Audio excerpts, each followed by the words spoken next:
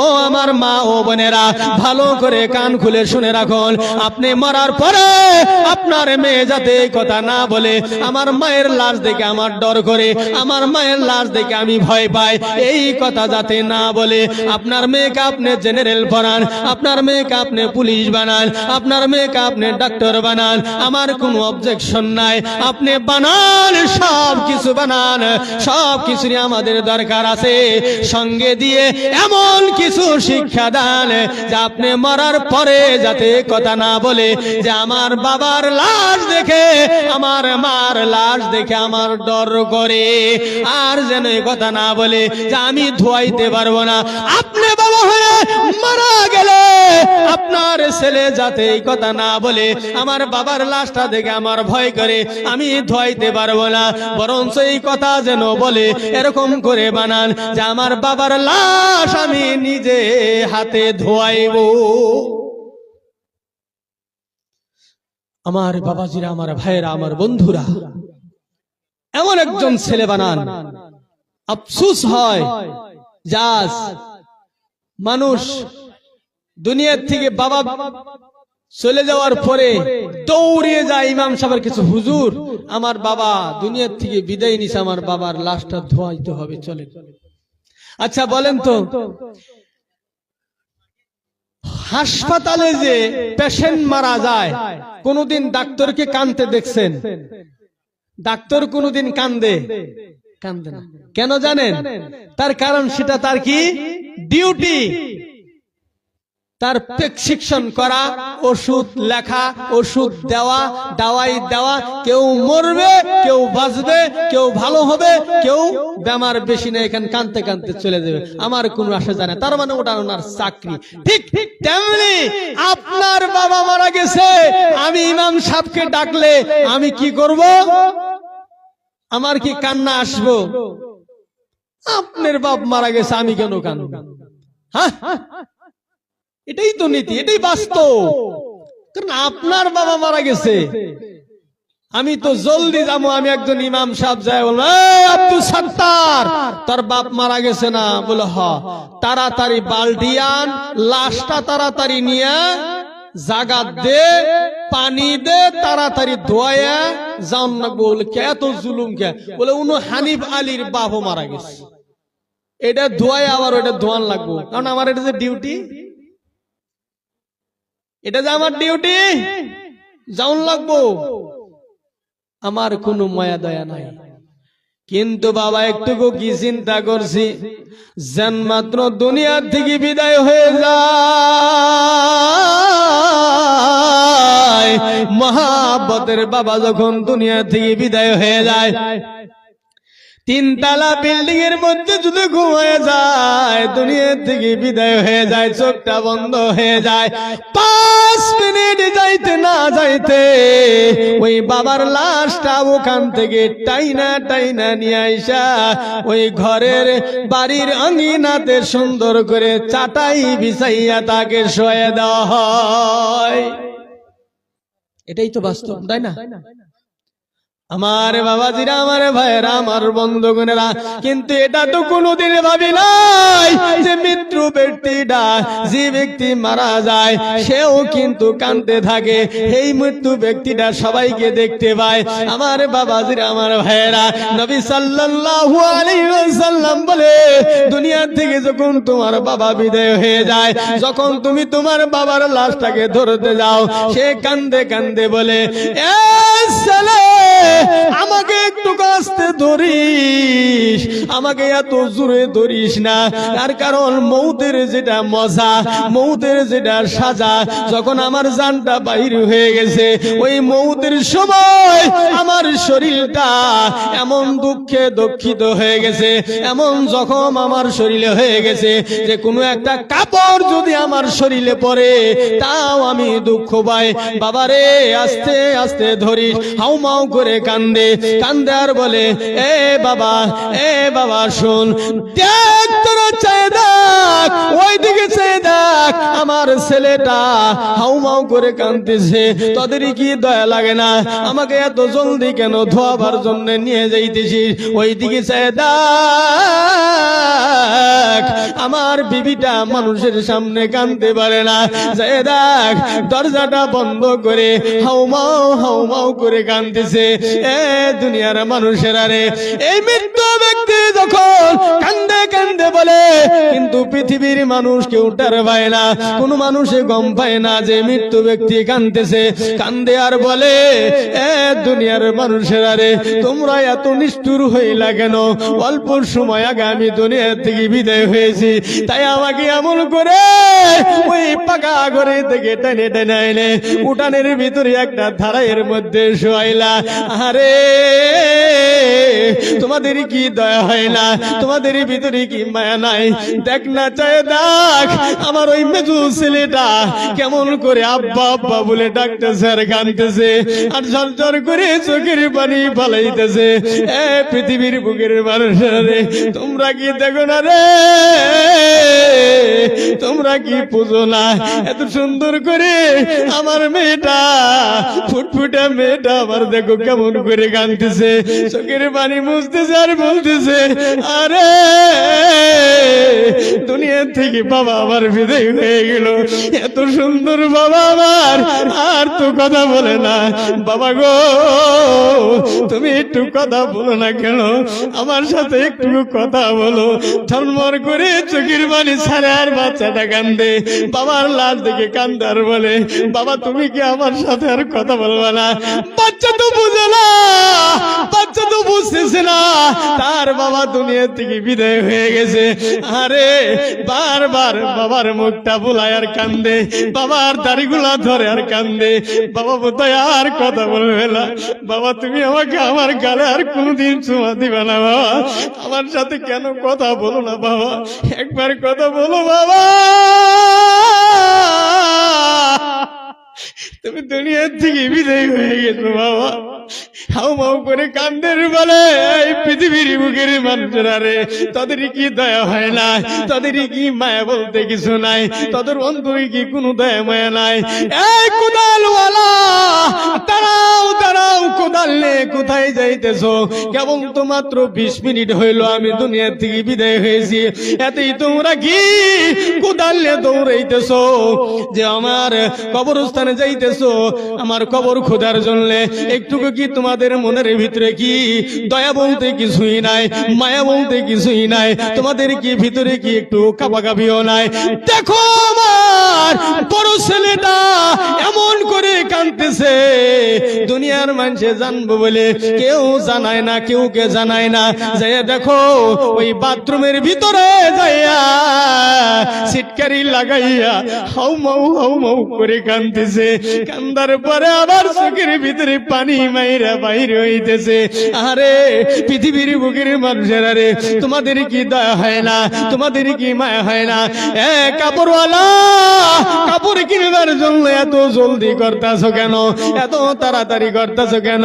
দেখো কিনা তোমরা আমার ছোট্ট মেয়েটা কাঁদতেছে, আমার আদরের মেয়েটা কাঁদতেছে, আমার কজিলার টুকরা ছেলেটা কাঁদতেছে।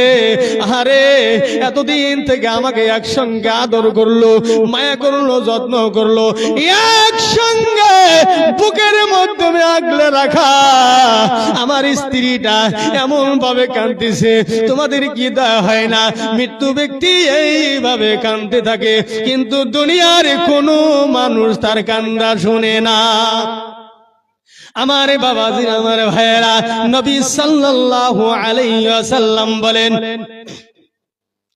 একজন ইমাম সাহেব যদি ওই লাশটাকে ধোয়ায় তার কোন ফজিলত আছে কিনা নাই কোন জায়গাতে লেখা নাই, কিন্তু বাবারে কোন একজন ছেলে যদি তার বাবার লাশটা ধোয়ায় তাহলে তার কত ফজিলত। কোন একজন মেয়ে যদি তার মায়ের লাশটাকে ধোয়ায় তাহলে তার কি ফজিলত আছে, একটুকু খেয়াল করে শুনুন আমার বাবাজিরা। নবী সাল্লাল্লাহু আলাইহি ওয়াসাল্লাম জানিয়ে দিছে, এ পৃথিবীর বুকের মানুষেরা রে, ভালো করে শুনিয়া নাও, ওই লাশটাকে যখন নিজের বাবা কি করে ধোয়াবার জন্য যায়, যখন নাকি ধোয়াবার জন্য হাত দুটাকে ধরে, ধইরা যখন নিজের ছেলে হাত দুইটা ধরে, ধরার সঙ্গে সঙ্গে মনে পড়ে যায়, আহারে এই হাত দুইটা আমার বাবার হাত, বাবা তুই হাত আর নড়ায় না, বাবা তুই হাত দিয়ে তার আমাকে কিছু দেখায় দেয় না, বাবা আমার এত আদরের বাবা, এত মহাব্বতের বাবা, এত ভালোবাসার বাবা, বাবা তো আর হাত নড়ায় না, কেন নড়ায় না গো? এই হাত দুইটা ধরিয়া বারবার দেখে হাতের ভিতরে কতটা দাগ হয়ে গেছে, মনে মনে কান্দার বলে, এই হাত দিয়ে কতই না কাম করলো, এই হাত দিয়ে আমাকে কত না আদর করলো, এই হাত দিয়ে আমাকে কতই না রাস্তা কাটাইয়া দিল, আর রাস্তা যাওয়ার বেলা হাতটা এমন করে হাত দিয়ে ধরতো, আমাকে ছেড়ে দিত না, আর বলতো বাবা হাতের থেকে যখন যাস না, ডাটি করে মজবুত করে ধরে ধরে চলতো, আহারে বাবার হাত তো নড়ায় না, চোখ যে পানি ঝরতেছে, ফেরেশতা দৌড়ে গেছে আল্লাহর কাছে যায় বলে, ও আমার মাবুদ গো, ও আমার রব্বে কারীম, ও আমার পরওয়ারদিগার মাওলা, এমন একজন ব্যক্তি তার বাবার লাশ নিয়া শুধুমাত্র চোখ দিয়ে পানি ভরে, মুখটা শুধুমাত্র বিড়বিড় বিড়বিড় করে নড়ায়, আর কোনো কিছু বুঝতে পাই না, আর শুধুমাত্র চোখ দিয়ে পানি ভরে। আমার আল্লাহ বলে, রে এ ফেরেশতা, বুঝবা না বুঝবা না, তার বাবা দুনিয়া থেকে বিদায় হয়ে গেছে, তার মহাব্বতের আদরের বাবা দুনিয়া থেকে বিদায় হয়ে গেছে, ওই জন্য তার চোখের পানি পড়তেছে। যা ফেরেশতা যা, যায় বল ওই ব্যক্তির, ওই ছেলেটার চোখের পানি মাটিতে পড়ার আগে আমি আল্লাহ তার বাবার গুনাহ মাফ করিয়া থাকি। আমার বাবাজিরা, আমার ভাইয়েরা, আমার বন্ধুগণেরা, ওই ছেলেটা যখন নিজের বাবার লাশটা ধোয়াবার জন্য গেছে, যেন মাত্র মুখের কাপড়টা টান দিছে, বুকের ভিতরে একটা ধাক্কা লাগছে, আহারে মহাব্বতের বাবা, আমার এত সুন্দর বাবার চেহারাটা, এত মায়া লাগে, আমার বাবার চেহারার মতো বোধহয় আর চেহারা বিছরে পাবো না। দুনিয়াতে অনেক মুখ দেখা যায়, কিন্তু আজ থেকে আমি আমার বাবার মুখ হারাইলাম, বাবার মুখ তো আর দেখতে পাবো না। আরে বাবা দুনিয়া থেকে বিদায় হয়ে গেল, মুখটা আস্তে করে ভুলায় আর বলে, চুমা দিতেছে, বারবার চুমা দেয় আর বলে, বাবা গো, আর একটা বারের জন্য আমাকে একটা ডাক দাও না। ও বাবা, এই মুখ দিয়ে তুমি না আমাকে কতবার চুমা দিলা, আজকে তো তুমি আমাকে চুমা দাও না। ও বাবা গো, এই মুখটা দিয়ে তুমি আমাকে কত জায়গায় চুমা খাইছো বাবা, আমি হিসাব দিতে পারব না।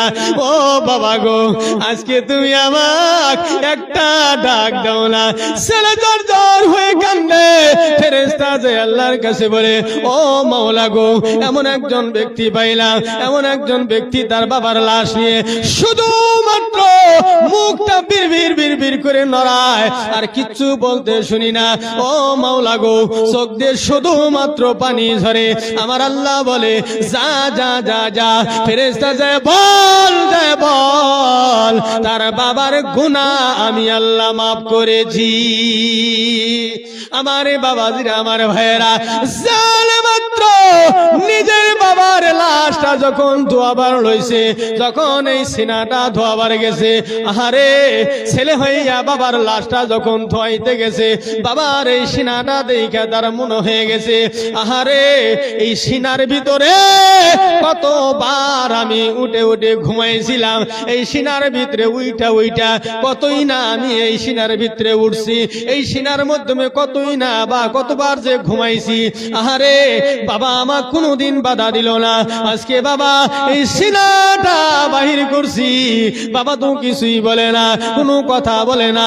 ও বাবা গো, একটা বার রাও করো না, বাবার তো কোনো কথা নাই। ও আমার মানুষ, ও আমার পৃথিবীর বুকের ভাইরা, একটু একটুকু জানিয়ে রাখেন, ওই সিনাটা দেখিয়া যখন নিজের ছেলে জর্জর হয়ে কান্দে আর বলে, আরে বাবা, এই তোমার সিনার সাথে আমার কত খেলা হয়েছে। আমি যখন ছোট ছিলাম বাবা, এই তোমার সিনার মাধ্যমে আমি সুন্দর করে ঘুমায় ঘুমায় রাত কাটাইতাম, দিন কাটাই গেত বাবা। আজকে বাবা তুমি কথা বলো না, তোমার সিনাটা আমি আজ ধুইতে আসছি, এমন একদিন ধোয়াবার জন্য আসলাম বাবা। তোমার কোনো খেদমত আমি করতে পারি নাই, দুনিয়ায় থাকতে তোমার খেদমত করতে পারলাম না বাবা গো। এমন একদিন তোমার খেদমতে আসলাম যে আজ থেকে তোমায় আমি হারাইলাম, আর কোনোদিন তোমাকে পাইব না।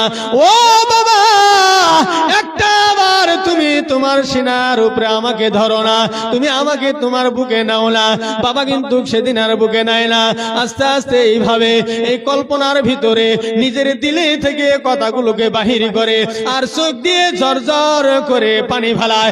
আমার আল্লাহ বলে, এ পৃথিবীর বুকের মানুষেরা রে, নবী সাল্লাল্লাহু আলাইহি ওয়াসাল্লাম জানিয়ে দেয়, নিজের ছেলে যখন তার বাবার লাশটা এইভাবে ধৌত করায়, ধৌত করার সময় যতগুলা কথা মনে করবে আর চোখ দিয়ে ঝরঝর করে পানি ফেলাবে, আমার আল্লাহ বলতেছে, দুনিয়ার যত সাগর মহাসাগরের পানি আছে, এই সাগর মহাসাগরের পানি দিয়ে ওই জাহান্নামের আগুন নিবারণ করা যায় না, কিন্তু ছেলের জন্য, ছেলের এক ফোঁটা চোখের পানি দিয়ে আমার আল্লাহ বলতেছে, এ পৃথিবীর বুকের মানুষেরা রে, নবী সাল্লাল্লাহু আলাইহি ওয়াসাল্লাম জানিয়ে দেয়, ছেলের এক ফোঁটা চোখের পানি দিয়ে জাহান্নামী হওয়া বাবার জাহান্নামের আগুন পর্যন্ত নিবারণ হয়ে যায়।